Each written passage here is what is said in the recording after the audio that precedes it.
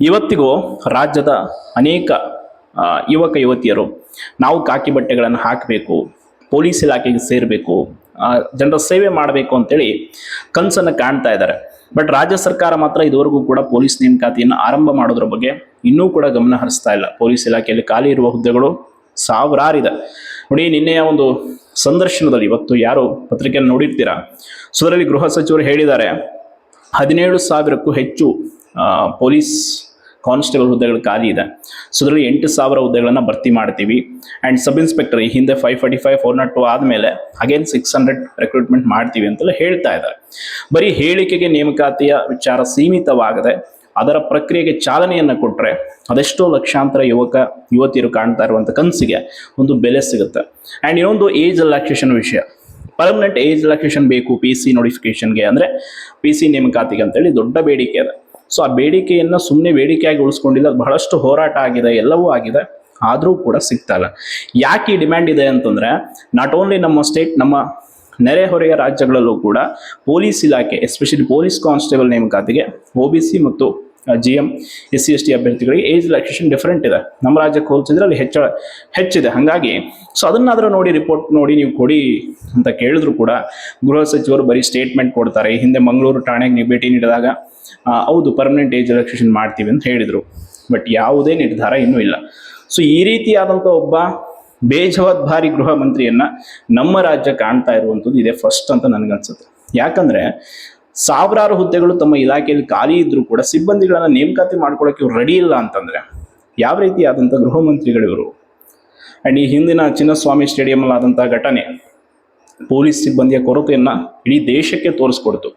And ಹಲವಾರು ಬಾರಿ ಅದು ಮತ್ತೆ ಪ್ರೂವ್ ಆಗ್ತಾ ಇದೆ.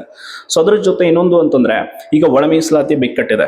ಸೊ ಅಂದರೆ ಇಲ್ಲಿ ಬಲಗೈ ಎಡಗೈ ಸಮುದಾಯದವರು ತಮ್ಮ ಒಂದು ಮೀಸಲಾತಿ ವಿಷಯವಾಗಿ ಈಗ ಮತ್ತಷ್ಟು ಹೋರಾಟಗಳು, ಒತ್ತಡವನ್ನೆಲ್ಲ ಸರ್ಕಾರಕ್ಕೆ ಹಾಕ್ತಾ ಇದ್ದಾರೆ. ಹಾಗಂತ ಸರ್ಕಾರ ಸುಮ್ಮನೆ ಕೂರೋದು ಒಳ್ಳೇದಲ್ಲ. 27ನೇ ತಾರೀಕೇನೋ ಕ್ಯಾಬಿನೆಟ್ ಮೀಟಿಂಗ್ ಮಾಡ್ತೀವಿ, ಸೊ ಅದಾದಮೇಲೆ ಒಂದಿಷ್ಟು ನಿರ್ಧಾರ ಬರುತ್ತೆ ಅಂತೆಲ್ಲ ಹೇಳ್ತಾ ಇದ್ದಾರೆ. ಬಟ್ ಅದಾದಮೇಲೆ ಇಮಿಡಿಯೇಟ್ ಆಗಿ ಪೊಲೀಸ್ ಇಲಾಖೆ ನೇಮಕಾತಿಗಳನ್ನು ಆರಂಭ ಮಾಡಬೇಕು.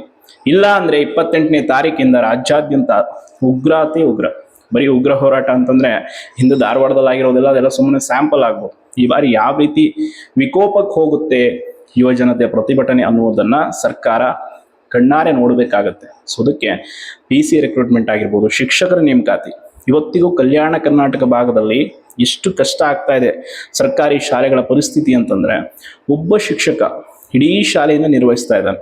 ಎಷ್ಟು ಕಷ್ಟ ಇದೆ ಅಲ್ಲಿ ಅಂದರೆ, ಆಲ್ಮೋಸ್ಟ್ ಅಲ್ಲಿ ಬಡವರ ಮಕ್ಕಳು ಎಲ್ಲ ಓದೋದು ಸರ್ಕಾರಿ ಶಾಲೆಯಲ್ಲಿ. ಗುಣಮಟ್ಟದ ಶಿಕ್ಷಣದಿಂದ ಅವರು ವಂಚಿತರಾದರೆ ಅವರು ನಾಳೆ ಉನ್ನತ ಶಿಕ್ಷಣಕ್ಕಾಗಿ ಮುಂದೆ ಹೋಗ್ತಾರಾ ಅಥವಾ ಅಲ್ಲಿ ಓದ್ತಾರಾ ಅನ್ನುವಂಥದ್ದೇ ಪ್ರಶ್ನೆ. ಎಸ್ಪೆಷಲಿ ನಮ್ಮ ರಾಯಚೂರು, ಕಲಬುರಗಿ, ಯಾದಗಿರಿ ಜಿಲ್ಲೆಗಳಲ್ಲಿ ಶಿಕ್ಷಣದ ಮಹತ್ವನೇ ಕಡಿಮೆ. ಅಲ್ಲಿ ಶಿಕ್ಷಣದ ಮಹತ್ವನ ಪೋಷಕರು ತುಂಬ ಕಡಿಮೆ ಮಟ್ಟದಲ್ಲಿ ತಿಳ್ಕೊಂಡಿದ್ದಾರೆ. ಈಗ ಕೂಲಿ ಕಾರ್ಮಿಕರು ಮಕ್ಕಳು ಅವರೆಲ್ಲ ತಂದು ಸಿದ್ಧಗಂಗಾ ಮಠಕ್ಕೆ ಸೇರಿಸ್ಬಿಡ್ತಾರೆ ಮಕ್ಕಳನ್ನ. ಬಟ್ ಅಲ್ಲೇ ಇರುವಂಥವ್ರ ಮಕ್ಕಳಿಗೆ ಸರ್ಕಾರಿ ಶಾಲೆನೇ ಗತಿ. ಸೊ ಅದಕ್ಕೆ ಶಿಕ್ಷಕರ ನೇಮಕಾತಿಯನ್ನು ಕೂಡ ಸರ್ಕಾರ ವಿಳಂಬ ಇಲ್ಲದೆ ಮಾಡಬೇಕು. ಸುಮ್ಮನೆ ದಿನಕ್ಕೊಂದು ಸ್ಟೇಟ್ಮೆಂಟ್ ಕೊಡೋದು, 18,000 ಇದೆ, 10,000 ಇದೆ, 7,000 ಇದೆ, ಅದೆಲ್ಲ ಸಮಂಜಸ ಅನಿಸಲ್ಲ. ಆ್ಯಂಡ್ ರೆಕ್ರೂಟ್ಮೆಂಟ್ ವಿಷಯವಾಗಿ 27ನೇ ತಾರೀಕಿನ ನಂತರ ಒಂದು ಮಹತ್ವದ ಬೆಳವಣಿಗೆ ಆಗುತ್ತೆ ಅನ್ನುವಂಥದ್ದು ನನಗಿರುವಂಥ ಮಾಹಿತಿ ನಾನು ಆಲ್ರೆಡಿ ತಿಳಿಸಿದ್ದೀನಿ. ಆಗಿಲ್ಲ ಅಂದರೆ ಹೋರಾಟಕ್ಕೆ ಇಳಿಲೇಬೇಕಾಗತ್ತೆ. ಸೊ ಇನ್ನೂ ಅದನ್ನು ಹೊರತುಪಡಿಸಿ ಬೇರೆ ಬೇರೆ ಇಲಾಖೆ, ಆರೋಗ್ಯ ಇಲಾಖೆ, ಕಂದಾಯ ಇಲಾಖೆ, ವಾಣಿಜ್ಯ ತೆರಿಗೆ ಇಲಾಖೆ, ಬಹಳಷ್ಟು ಇಲಾಖೆಗಳಲ್ಲಿ SDFD ಹುದ್ದೆಗಳು ಖಾಲಿ ಇದೆ. ಸೊ ಅದು ಕೂಡ ನೇಮಕಾತಿ ಆಗಬೇಕು. ಆ್ಯಂಡ್ ಪೊಲೀಸ್ ಇಲಾಖೆದಂತೂ ತುಂಬ ಅಂದರೆ ತುಂಬ ಹೈ ಲೆವೆಲ್ ಸಿಬ್ಬಂದಿಗಳ ಕೊರತೆ ಇದೆ. ಇಷ್ಟು ಕಷ್ಟಪಡ್ತಾ ಇದ್ದಾರೆ ದಿನನಿತ್ಯ ಆಸ್ಪಿರೆಂಟ್ಸ್ ಅಂತಂದರೆ, ಬಹಳಷ್ಟು ಜನ ಈಗಾಗಲೇ ಕಾಂಪಿಟೇಟಿವ್ ಫೀಲ್ಡನ್ನೇ ಬಿಟ್ಬಿಟ್ಟಿದ್ದಾರೆ. ಬೇಡ, ಸುಮ್ಮನೆ ಸಮಸ್ಯೆಯ ಮೇಲೆ ಇಷ್ಟೊಂದು ಸಮಸ್ಯೆಗಳು ಬರ್ತಾ ಇರೋದ್ರಿಂದ ಕೆಲವರು ಪ್ರಾಣವನ್ನೇ ಕಳ್ಕೊಂಡ್ರೆ, ಕೆಲವರು ಈ ಫೀಲ್ಡೇ ಬೇಡ ನಮಗೆ, ಅಟ್ಲೀಸ್ಟ್ ಬೇರೆ ಏನಾದರೂ ಒಂದು ಖಾಸಗಿ ಉದ್ಯೋಗ ಮಾಡೋಣ ಸದ್ಯದ ಪರಿಸ್ಥಿತಿಯಲ್ಲಿ ಅನ್ನೋ ಮಟ್ಟಿಗೆ ಆಲ್ರೆಡಿ ಹೋಗ್ಬಿಟ್ಟಿದ್ದಾರೆ. ಯಾಕೆ ಅಂತಂದರೆ ಏಜ್ ಲಿಮಿಟ್ ಇರೋದೇ ಕಡಿಮೆ. ಸೊ ಅದರಲ್ಲಿ ಮತ್ತೆ ಇವರು ನೇಮಕಾತಿ ವಿಳಂಬ ಆದರೆ ಎಷ್ಟು ವರ್ಷ ಅಂತ ಕಾಯ್ತಾರೆ ಹೇಳಿ. ಸೊ ಅದಕ್ಕೆ ಬರೀ ಸಂದರ್ಶನಗಳಲ್ಲಿ ಟಿವಿಗಳಲ್ಲಿ ಅಂದರೆ ಈಗ ಪತ್ರಿಕಾ ವರದಿಗಾರರು ಕೇಳುವಂಥ ಪ್ರಶ್ನೆಗಳಿಗೆ ಬರೀ ಸ್ಟೇಟ್ಮೆಂಟ್ ಕೊಡೋದಾಗಿರ್ಬಾರ್ದು. 18,000 ಇದೆ, 7,000 ಮಾಡ್ತೀವಿ, 600 ಸಬ್ ಇನ್ಸ್ಪೆಕ್ಟರ್ ಇದೆ, ಬಟ್ ಅದರ ಲಿಖಿತ ರೂಪದಲ್ಲಿ ನೀವು ದಾಖಲೆ. ಈಗ ನೋಡಿ, ಮೊನ್ನೆ ಅಷ್ಟೇ PC ರಿಕ್ರೂಟ್ಮೆಂಟ್ದು ಒಂದವಾರು ಎಷ್ಟೆಷ್ಟು ಹುದ್ದೆಗಳು ಖಾಲಿ ಇದೆ ಅಂತೇಳಿ ಕ್ಲಾರಿಫಿಕೇಶನ್ ಬಿಟ್ಟಿದ್ದಾರೆ. ಸೊ ಅದಾದಮೇಲೆ ಅದರಲ್ಲಿ ಕ್ಲಿಯರಾಗಿ ಮಾರ್ಚ್ 20 ರೋಸ್ಟರನ್ನು ಕೂಡ ನೀವು ರೆಡಿ ಮಾಡಿ ಸೊ ನೋಟಿಫಿಕೇಶನ್ಸ್ ಮಾಡಬೇಕು ಅಂತೇಳೆಲ್ಲ ಆದೇಶ ಇದೆ. ಈಗ ಈ ಹಿಂದೆ ಕೂಡ ಸರ್ಕಾರ ಆದೇಶ ಹೊರಡಿಸಿತ್ತು, ವಿತಿನ್ 30 ಡೇಸಲ್ಲಿ ನೋಟಿಫಿಕೇಶನನ್ನು ಸ್ಟಾರ್ಟ್ ಮಾಡಬೇಕಂತ. ಇವತ್ತಿಗೂ ಏನೂ ಸುದ್ದಿ ಇಲ್ಲ.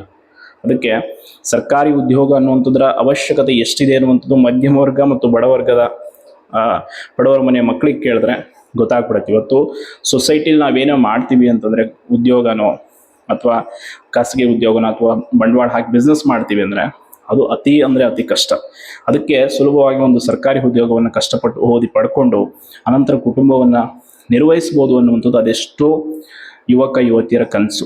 ಸೊ ಆ ಕನಸನ್ನು ಇಟ್ಕೊಂಡು 5-10 ವರ್ಷ ಧಾರವಾಡ, ಬೆಂಗಳೂರು, ವಿಜಯಪುರದಲ್ಲಿ ಕೂತ್ಕೊಂಡು ಓದಿದ ಮೇಲೂ ಸರ್ಕಾರ ಸರಿಯಾಗಿ ನೇಮಕಾತಿಗಳನ್ನ ಮಾಡಲ್ಲ ಅಂತಂದರೆ ಏನು ಅರ್ಥ ಇರುತ್ತೆ ಹೇಳಿ? ಲಕ್ಷಾಂತರ ರೂಪಾಯಿ ಫೀಸ್ ಕೊಟ್ಟು ಕೋಚಿಂಗ್ ಪಡೀತಾರೆ, ಹಲವಾರು ಸಾವಿರಾರು ರೂಪಾಯಿ ಕೊಟ್ಟು ಪುಸ್ತಕ ತೆಗೆದುಕೊಂಡು ತಮ್ಮ ಬದುಕಿನ ಅತಿ ಅಮೂಲ್ಯ ಕ್ಷಣವನ್ನು ಓದಿಗಾಗಿ ಮೀಸಲಿಡ್ತಾರೆ.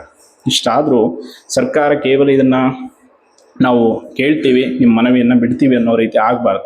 ಮತ್ತು ಈಗ ಸ್ಥಳೀಯ ಚುನಾವಣೆಗಳು ಕೂಡ ಇನ್ನೇನು ಕೆಲವೇ ದಿನಗಳಲ್ಲಿ ಸ್ಥಳೀಯ ಸಂಸ್ಥೆ ಚುನಾವಣೆಗಳು ರೆಡಿ ಆಗುತ್ತೆ.